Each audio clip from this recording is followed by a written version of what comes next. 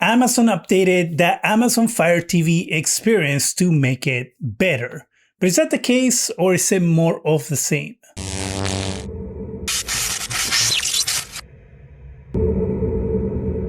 Hi, welcome to ZGadgetReview. The new Fire TV experience promises to make things better by making it easier to navigate to the things that you want faster and easier. It's supposed to get rid of the clutter and make things more streamlined. At least that's the promise from Amazon. So let's go ahead and take a look at what the experience looks like and if it delivers on the promises. The first change that we're going to see is up here. You have your menu on the very top.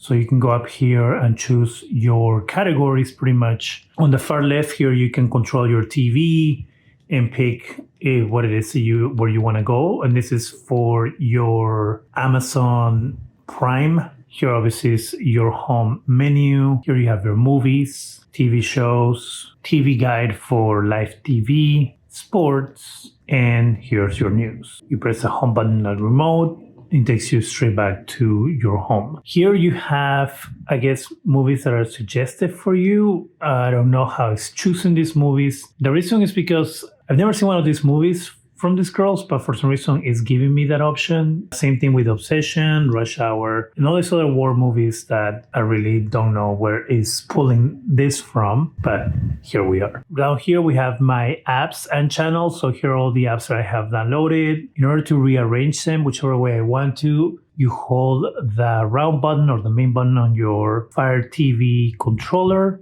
And here's going to give you the option to move, more info, offload, and uninstall. So if I go move, you can go ahead and move it to the right, left, and that way I can rearrange my apps in the order that I want. Down here you have your sponsored apps. That is pretty self-explanatory, and games and things like that. I continue watching this, actually what I've been watching. Here we go. Our recommendations from Netflix, TV shows that are live right now, clips and videos for you. So I guess these are news clips. Sponsored content. These are Amazon shows, as you can see here. Here we have movie picks. And again, I don't know how it's picking these movies, but they look like they're movies to rent. And then again, more sponsored content. Spotlight movies. Again, these are movies that are available on Prime right now. More sponsored content. You have Luna and other movies to rent, and I'm assuming free. And then my recently used apps are also here. Again, more movie selections, movie gallery. A lot of it seems repetitive, as you can say, and I'm pretty deep into the bottom part of the content. But if I keep going down, it feels never ending. It's going and going and going and going and going and going.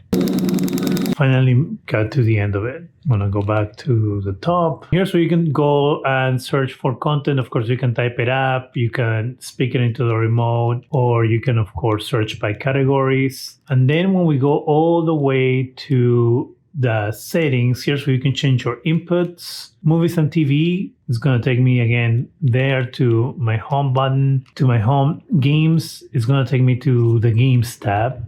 So here I can play games.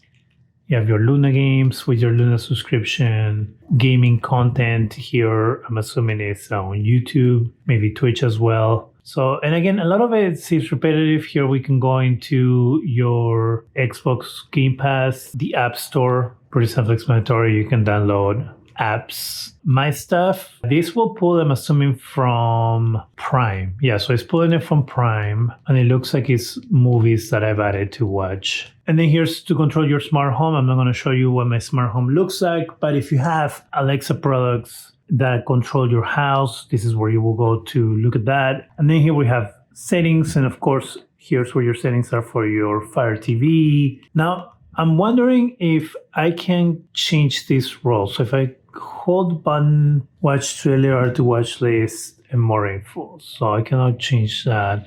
How about here? More info options, more info. Okay, so it just takes me there.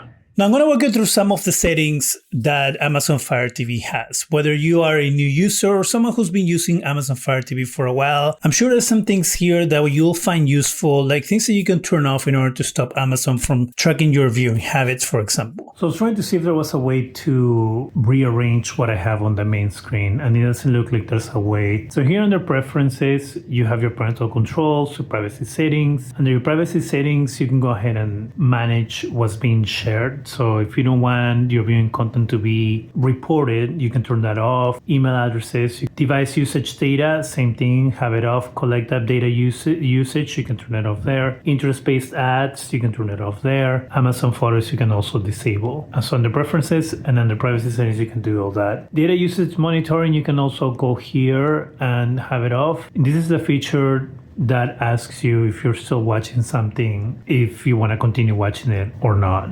It's going to ask you. Here's your notification settings. You can set it the way you want to. Feature content, you can allow the video to autoplay. If you just want the video on, you can keep this on. If you don't want the audio, you can turn it off, or vice versa. I don't know why you will have the audio without the video, but I'm sure people do it. Here's where you control your time zone, languages, and your metric units. If you have a cube or you want to be able to control your TV using one remote, here's where you will go to do that. And once you are here, you just follow the instructions, and it's pretty self-explanatory. Your live TV, notifications. If you want to add controllers or anything like that, this is where you will go. So game controllers, add new controller. If you have mobile devices, same thing. If you have hearing aids, this is where you will do that as well. And any other Bluetooth devices that you might have, you can do that here as well. Display and sounds. If you want to set up an Alexa home theater, you can do that here. If you want to set up what your screensavers are and how they work, you can do that here as well. Your display, just the resolution of your TV. Make sure that if you have a 4K TV and all that, that everything is set up the way it needs to be set up. Audio, same thing. If you don't like the navigation sounds, you can turn that off here. You can set up your surround sound to base available, PCM, Dolby Digital Plus, or Dolby Digital. And then you have advanced audio here. This is volume leveler and your Dolby Dialogue Enhancer, which again are self-explanatory. And then here's where you can sync your AV. If for some reason your sound is off sync, this is where you will go to try to fix that. Display mirroring, for if you have another device that you want to, mirror onto your screen. Your HDMI-C device control, again, self-explanatory. Audio and video diagnostics, this is going to help you get an idea of what your TV can support. And then your HDMI input pass-through on or off and matter casting. So pretty self-explanatory. Your applications, here's where you can manage your apps if you want to install and install apps. If you need to clear your cache, you can do that here. If you want to use your Silk browser, again, pretty self-explanatory information, account profile and settings. And under your My Fire TV is where you can go and if you want to put it to sleep, and if you want to do a firmware update or check if your Fire TV is up to date, you will go to the About, and then down here, check for updates. Now, as you can see, Amazon has done, I will say, a pretty good job at making things easier for you to navigate by moving a lot of the categories to the very top of the screen. I will say that it's not as intuitive as it otherwise should be. And the reason is because the moment you go into the Amazon Fire TV, it dumps you into that main screen that's promoting whatever it is promoting. And the next step is to bring you down to the next app for you row, which again, I'm assuming is stuff recommended based on your viewing habits and stuff. As I mentioned there, none of the suggestions are things that I will most likely watch. And again, I don't really know where it comes from because I've never watched one of those. I remember now Mary-Kate and Ashley Olsen movies. So the fact that it's giving me that as an option, it makes no sense. And a lot of World War II movies as well, it also doesn't make sense. Maybe because I watched the movie Pressure, which has to do with World War II. The fact that I watch one World War II movie doesn't mean that I'm interested in every single World War II content out there. By doing that, of putting you in the advertising screen, then on the next for you, it kind of takes away the ability of going to the very top in order to get the categories. I can can guarantee you that a lot of people actually miss that it's up there because it's not where the Amazon Fire TV puts you on when you first start the device. And so, yes, it is easier to navigate in that way, but at the same time, not because it doesn't put you there to begin with. My other thing is that it will be more useful to me to put my apps on the row where it says next for you, because I don't really care about the next for you. If I'm opening this thing, it's because I'm looking for either a specific app or maybe to continue watching that I was watching before. So that's my next point. Having that continue watching row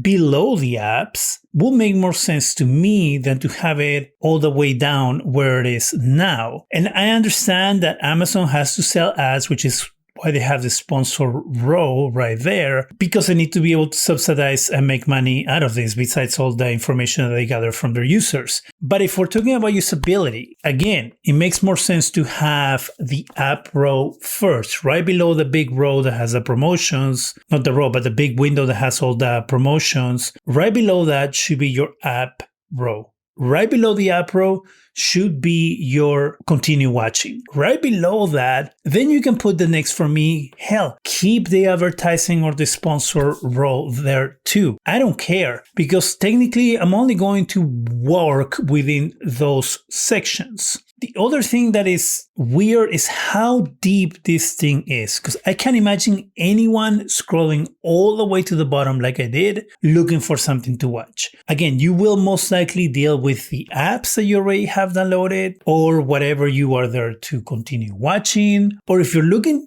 for something to watch, you will most likely ask for something to watch. You'll probably do a search for movies, search for TV shows, things like that. But I cannot imagine people scrolling all the way to the bottom every time they use these things. It feels like a waste having all those rows that also sometimes feel repetitive. While I appreciate what Amazon has done, at the same time, it kind of feels a little bit more of the same. So if I had to give it a rating, I will give it a C+ because it improved on some parts and other parts it just got worse. I do like the fact that you can scroll all the way to the left in order to open your little window where you have your name and you can go to your stuff and settings and all of that. It's a lot easier to get to that than it used to be before in like a corner weird to the left or to the right. I can't really remember. I don't know. The way it used to be before was worse, was bad. So this is an improvement. Is it as good as it should be? No. And the thing is that a lot of these smart TV platforms are starting to look the same. I'm going to do a video on the Gemini experience on Android TV. That is starting to look a lot like what Amazon just did. And LG TV, the one I used to consider the best